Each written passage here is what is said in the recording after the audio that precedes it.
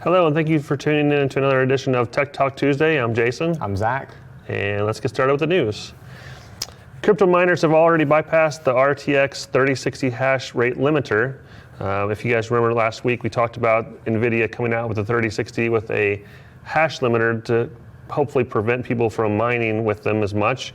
It brought the mining power down to about half, but now places in Asian communities like Korea and China have already bypassed that, giving people the opportunity to mine at full speed. This was designed to help gamers get video cards rather than miners, but it didn't take very long at all to bypass that feature. LastPass Password Manager is under further scrutiny over its incoming paywall since its purchase by two private equity firms, Francisco Partners and Elliott Management Corporation.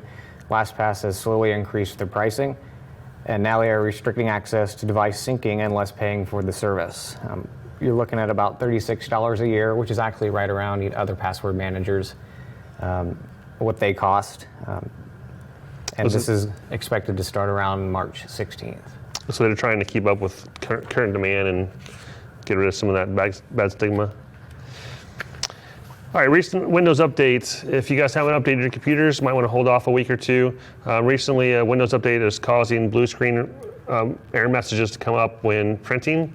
If you're trying to print and you see a blue screen, basically what you'll need to do is roll back your update and then do an update fix. But if you haven't updated it, you might want to wait a week or two before they get it fixed, and then update after that. But right now, if you see a blue screen, please contact your local IT professional. Microsoft has noted that they're aware of this issue. Yes.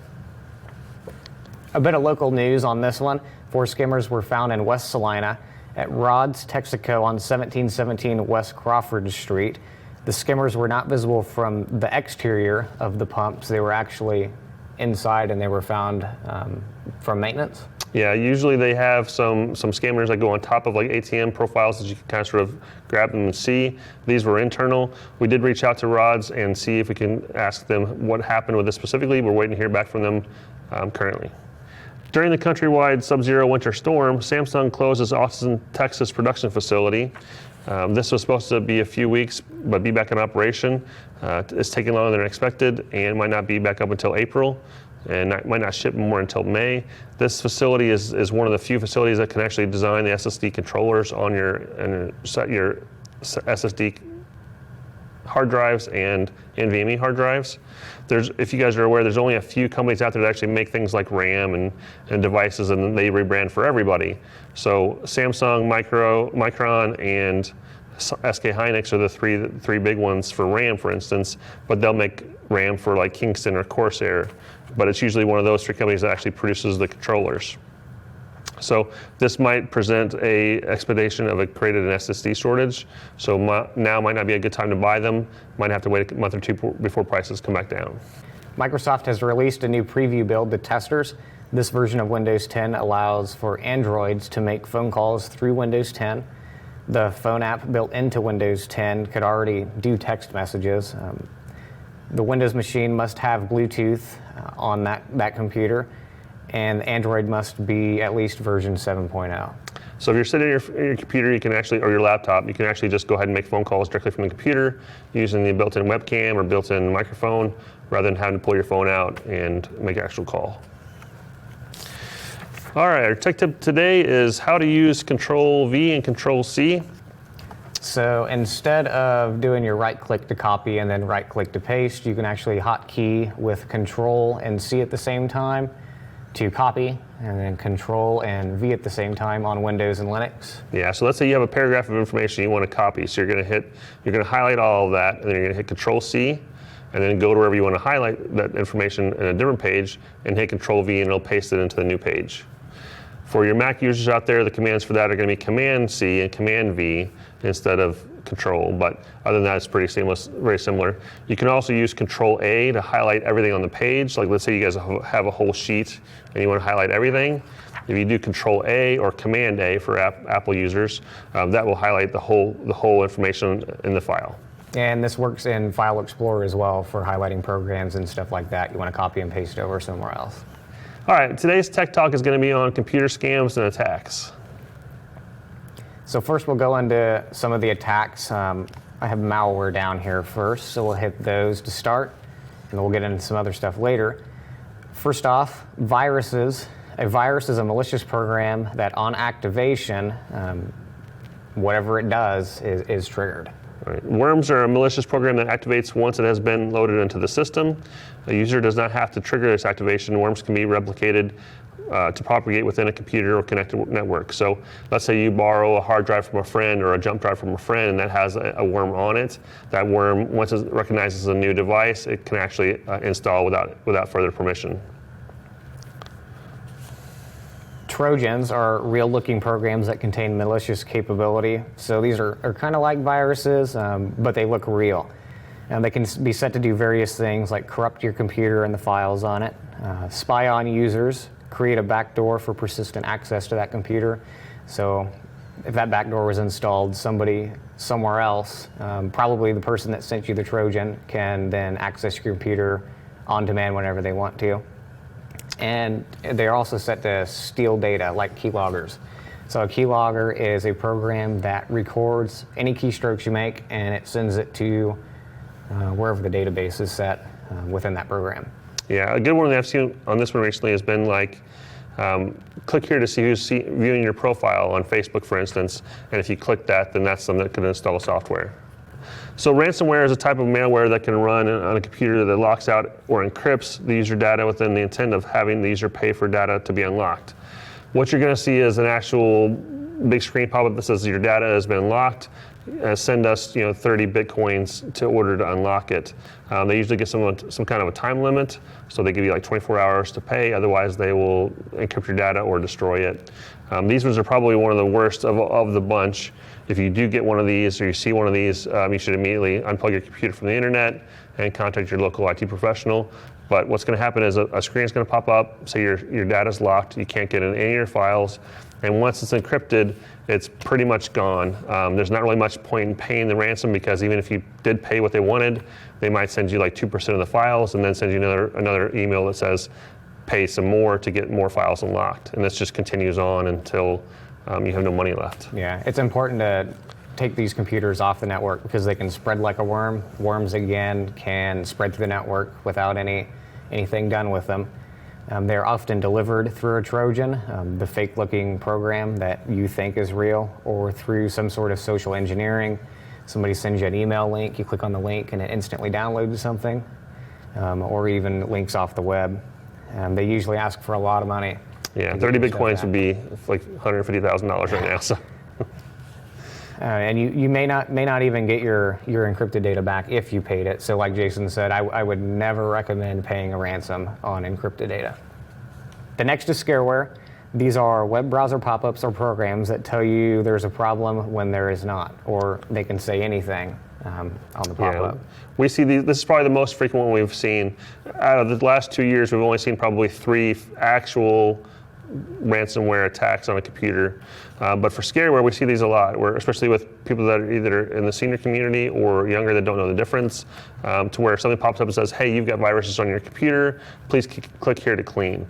And they don't know that it's not a Windows program that's doing that. They just assume that it's some kind of Windows-based program, and they go ahead and click it. Well, once they click that, that's when they install software, and it can lock you out of your computer or go further with ransomware or a Trojan.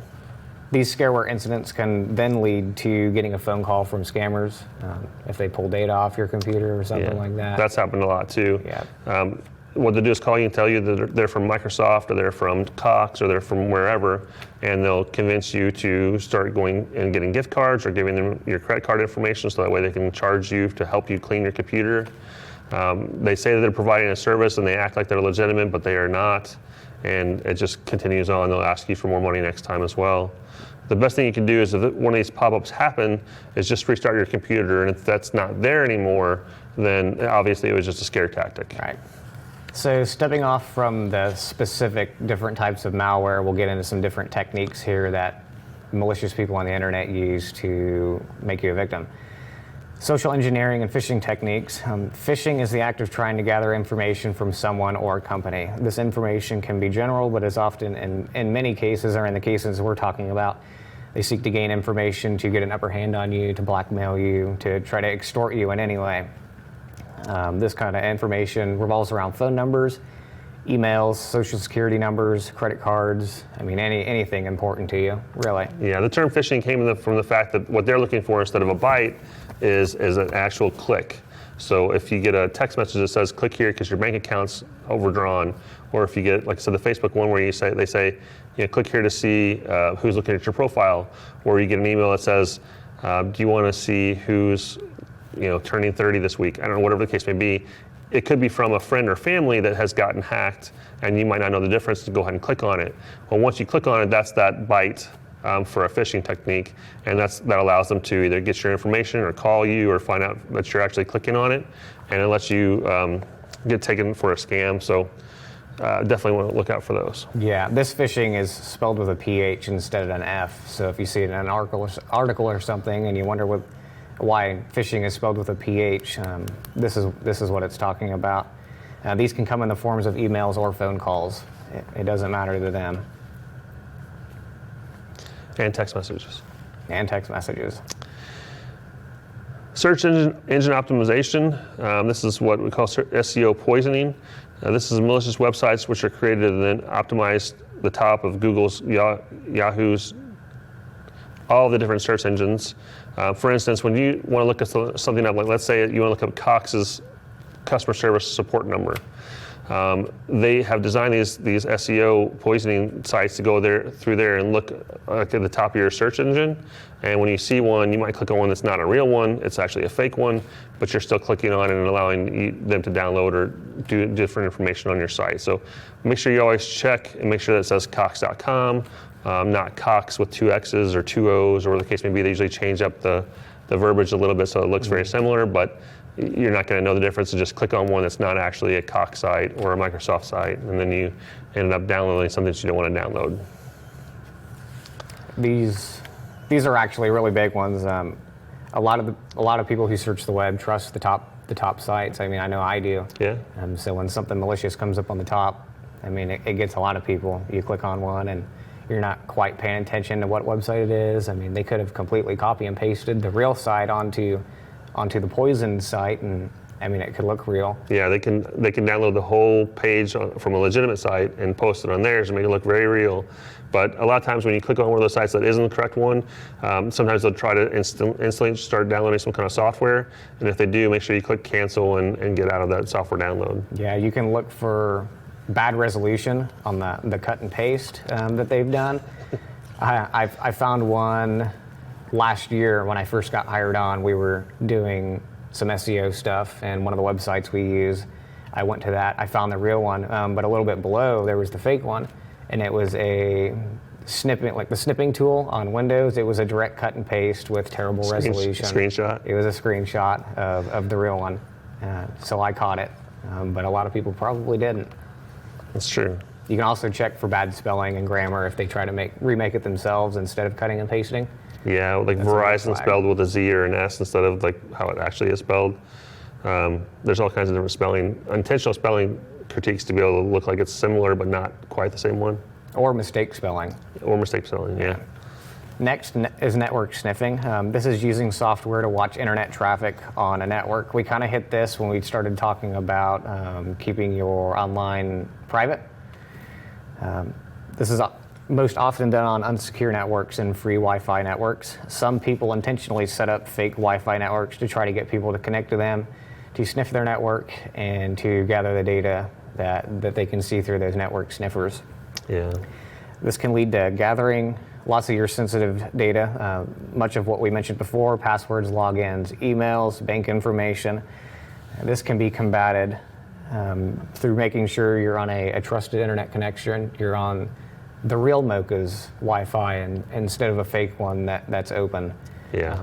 You have to be really careful with this, especially like airports, network cafes, places like that, to where you think that you're on a network.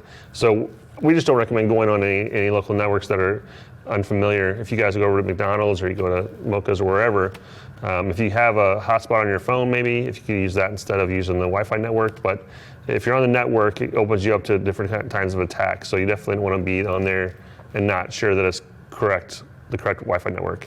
So be careful when you guys are on foreign networks. Yeah, the free networks, the ones that aren't password protected or a flag, they can be real. A lot of people do use open networks like that, but that's definitely a case where you would want to double check that it's the real one instead of just going about your business on it. Yeah, and if you're unsure, you can always use a VPN or a Tor network to help mask your browsing history and at least a little bit. That's a little bit of protection over just being on there openly. Yeah, they at least wouldn't see what you're doing, but they would still see your device on there. So taking all of what we just talked about, we'll get into the scams now. So a lot of what we did just talk about is combined, or some are pieced together, and in the attempt to get you to send money to people, to do anything to get somebody else's benefit. Yeah, a lot of these are going to try to get you off your center quickly. So they're going to make you do something rash. They're going to try to make you afraid, or let you guys know that you're going to have to do something quickly. So you're going to have to, like, go get us a gift card right now and I'll stay on the phone with you. Things like that. They're going to tell you that they've got pornography charges on your card, and if you don't pay them, they're going to release it to the government.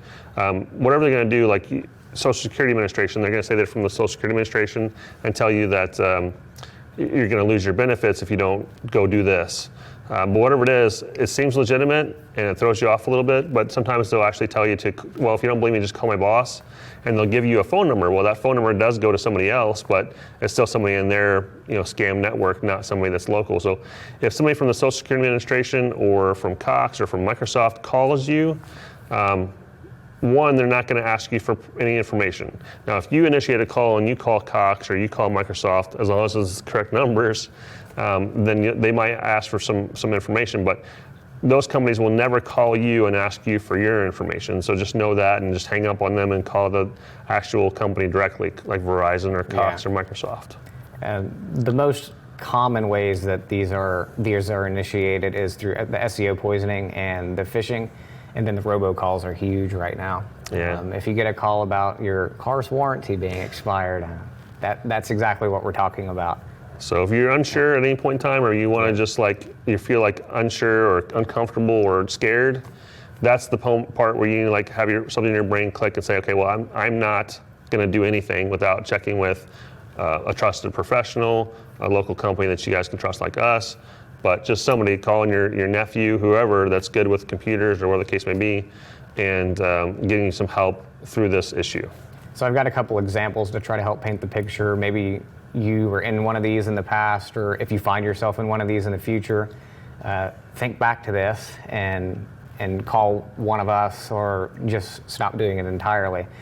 So you're not sure where you're going on the internet, and you end up on a fake website, Seo poisoned website. You download thinking that it's something else. You download a Trojan, and then after running that, it asks you for information, or a pop-up then comes up and says that your computer is infected. Please call this number. You're actually calling the scammers, and then you give them information and card information to try to get them to get the stuff off your system, and now they've got you. Yep. It's pretty late at that point in time. If you do have an actual ransomware attack where they have encrypted your hard drive, which, like I said, the last 2 years only has happened 3 times, that information might as well just be gone. You might as well just consider that information completely gone and unrecoverable, because no matter what you do, they're never going to give all of it back to you. They'll just give it to you in pieces and tell you to give them more money and more money. Most of the attacks we've seen is them installing malicious software, but a lot of times it's not software that does anything. It's just sometimes they install programs that allow them to do things in the future. But once we have it back in our hands, we can do a fresh install, either completely wipe the whole drive and install Windows from scratch, or we can put a whole new hard drive in there and start from scratch that way. The next example is you're on the internet and a pop-up comes up, which is actually a Scareware pop-up that we just talked about, and you click on it thinking it's real. These can even look like Windows notifications down on the bottom right. They don't always have to be web browser notifications, but you follow that into its trail, and then you give the information that it wants, and then they got you. Yeah. So if you realize that you're already in the process of getting scammed, you can immediately hang up the phone, immediately turn off your computer, unplug it from the internet network, and then try to talk to your local trusted professional. And then my next 2 examples are pretty close to each other. One is you get an email and you respond to it and give information. You always need to know where the emails are coming from and where they're going. You definitely want to check the address of the person it's coming from. You can get emails, and a lot of times they're shortened to a name, to just a general name, and they can be the exact same name, shortened name, but the address is always going to be different. Yeah, much like the phone calls here recently, where they can spoof a local number, even a local prefix, so that way it looks like it's coming from somewhere in the area. They can do the same thing with email addresses as well these days. So spoofing email addresses where it looks like it's coming from Cox or Adam at Microsoft.com, that's happening a lot here recently too. So the big question is, how can you fight back against these? We went through all of them, but this entire time you've probably been wondering, how does this not happen to me? The best thing you can do is be proactive. Know what everything is you're downloading. Only go to accredited websites for your downloads. These are the main websites like Microsoft.com. Check the URL on them and make sure they're not just a touch misspelled, intentionally misspelled. Or have something in front of them and then it says Verizon, like www.usa.verizon. Yeah. That could be a spoof website as well. You never want to click on unusual links or web browser pop-ups, and these can trigger a download, and then this can also be done through email links or text links. You always want to keep your devices up to date. Except for Windows right now. Don't update your Windows. No, I'm just kidding. In most cases, you always want to keep your devices up to date to patch any known vulnerabilities that are in them. Yeah, security definitions come out all the time. So like every 2 days, every 3 days, Windows will pop up with a security definition that goes through Windows Defender, which gives them the new definitions of upcoming or current viruses and malicious software and Trojans. This one has a little star next to it, but I would recommend that you never give payment to anyone over the phone or through email unless you're 1,000,000% sure that that person is who they are. Yeah. Sometimes we do that. I don't ever recommend it to people to do that. But sometimes, man, I really don't want to come in the store. Yeah, with most credit card companies, they will pay this back through fraud. But if you go out and get a gift card and you give that scammer the gift card number and the gift card PIN, that money's gone. The credit card company, since it was a valid sale, will not refund that money back to you. But if you give the credit card number, at least you have the advantage of it was a fraud charge, and they'll usually refund that back. But they will not give any money back for gift cards. And then you always want to use an antivirus on your computer, for the most part. Sure. Yeah, and if you ever have this happen to you, you want to just go through like all of your passwords and don't let anything go. I mean, change your passwords for your bank, change your passwords for your email account. Just go through the process of basically changing everything. But that's another reason why it's so vital that you don't use continuous passwords for multiple sites. So that way, if one site scams you, well, then they don't have access to all of your information, because once they get your access to your email account, that's usually they can send themselves password change renewals. Like, let's say that a scammer's got your email account for Yahoo. Well, once they have that, they can go onto your Citibank card and ask for a requested password change and go through there and click that and then change your password to Citibank or whoever the case may be, Chase. But yeah, once they get your email account, then it's really hard to get it back. Some popular antiviruses, if you want to go that route, is Windows Defender, of course. And we definitely recommend that for Windows 10. It's built into it. There's no reason to have anything on top of that unless you're in a really important setting. A couple others are Malwarebytes and Norton. These antiviruses will prevent, in most cases, the execution of these programs, the malicious, the malware programs that we talked at the beginning, from happening, maybe even before you know that you have them. Yeah, and we can provide the service. If you guys want to call us and have us help you through a sale, like buying something online, we can always do that through TeamViewer and do it remotely. But that small charge that would cost for us to do that for you is so much less compared to being attacked online and having all of your accounts changed and the time it takes to go through and change all of your passwords. It would save you, tons of money in the long run rather than a scammer getting your information. Again, links will be in the description for all the stuff we talked about. If you're interested in more information, if you're interested in more ways than the 4 I listed on how to protect yourself, they'll be down there. Yep. Thank you guys for tuning in. I'm Jason. I'm Zach. And we'll see you next week. Till next time.